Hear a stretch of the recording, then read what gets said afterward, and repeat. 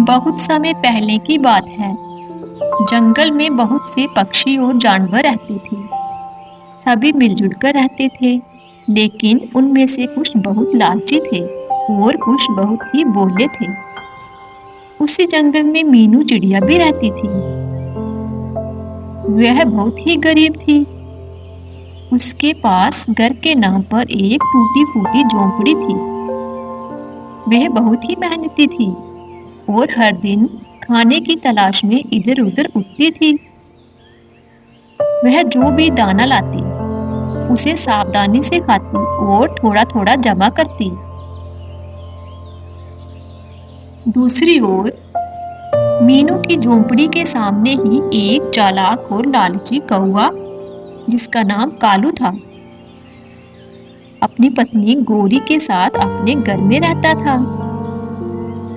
कालू बहुत ही आलसी और चालाक था। वह मेहनत नहीं करता, बल्कि दूसरे पक्षियों का खाना चुराने और चालाकी से अपना पेट भरने की कोशिश करता। उसकी पत्नी गोरी भी बहुत लालची थी। उसी जंगल में एक तोता भी रहता था, जिसका नाम मिट्ठू था। मिट्ठू बहुत बुद्धिमान और समझदार था। वह सबको सही रास्ता दिखाने की कोशिश करता और हर किसी की मदद करने के लिए तैयार रहता। एक दिन मीनू खाने की तलाश में निकली। थोड़ी दूर उड़ने पर उसने देखा कि कुछ पक्षी एक जगह इकट्ठे हुए हैं। सब पक्षी एक जगह क्यों जमा हुए हैं? मुझे वहां जाकर देखना चाहिए, क्या बात है? फिर मीनू यहाँ पक्षी जमा हुए थे वहां जाती है।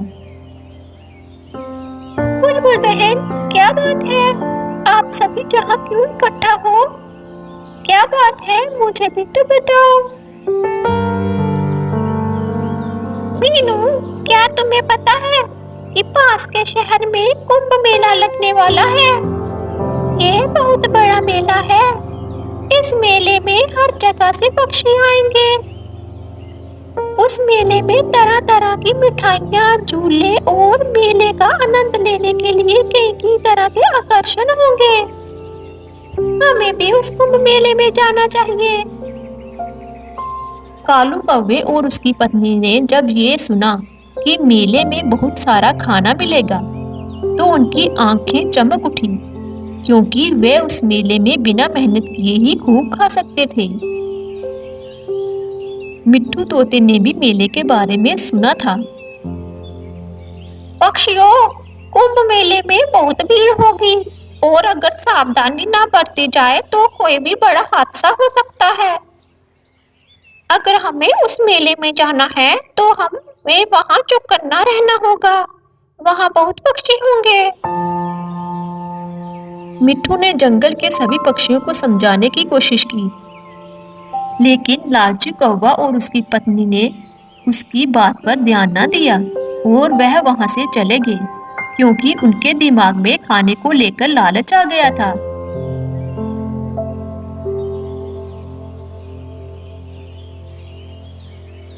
गौरी, हम कल ही मेले में चले जाएंगे और वहां से ढेर सारा खाना लेकर आएंगे। हाँ कालू जी, फिर तो हमें कुछ दिनों तक खाना ढूंढने भी नहीं जाना होगा। हम कुछ दिन अपने घर में आराम से गुजारेंगे। गौरी, हम उस गरीब मीनू को भी साथ ले चलते हैं। क्या पता रास्ते में हमें उसकी मदद की जरूरत पड़ जाए।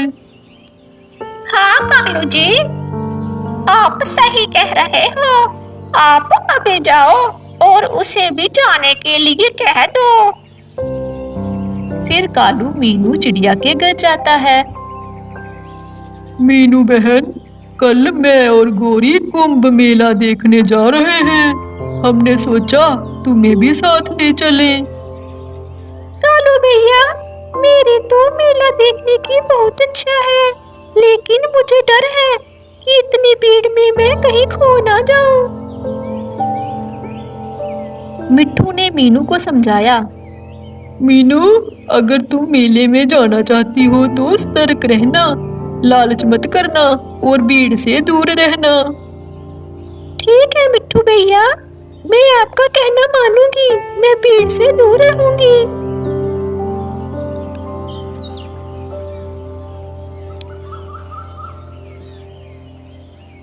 अगले दिन कालू, गोरी, मीनू और मिट्ठू मेले में पहुंच गए। वहां का नजारा बहुत अद्भुत था। चारों तरफ मिठाइयाँ, हलवाई की दुकानें, खिलौने और संगीत बज रहे थे। बहुत से पक्षी गंगा नदी में स्नान कर रहे थे। हर तरफ पक्षियों की भीड़ थी। जैसे ही कालू और गोरी ने खाने की दुकानें देखी, वह तुरंत वहां जा पहुंचे और खाने की चोरी करने लगे। वे मिठाइयाँ और समोसे चुराकर बड़े मजे से खाने लगे। लेकिन मीनू और मिट्ठू सावधान थे।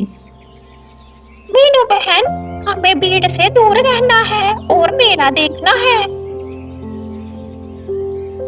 कालू, वो देखो लड्डू, चलो अब लड्डू चुरा कर खाते हैं। फिर वो दोनों मिठाई की दुकान पर लड्डू चुराने लगे।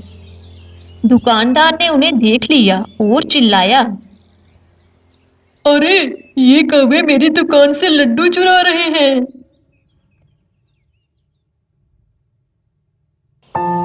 जैसे ही दूसरे पक्षियों ने सुना, वह चोर कौवों को पकड़ने के लिए दौड़े।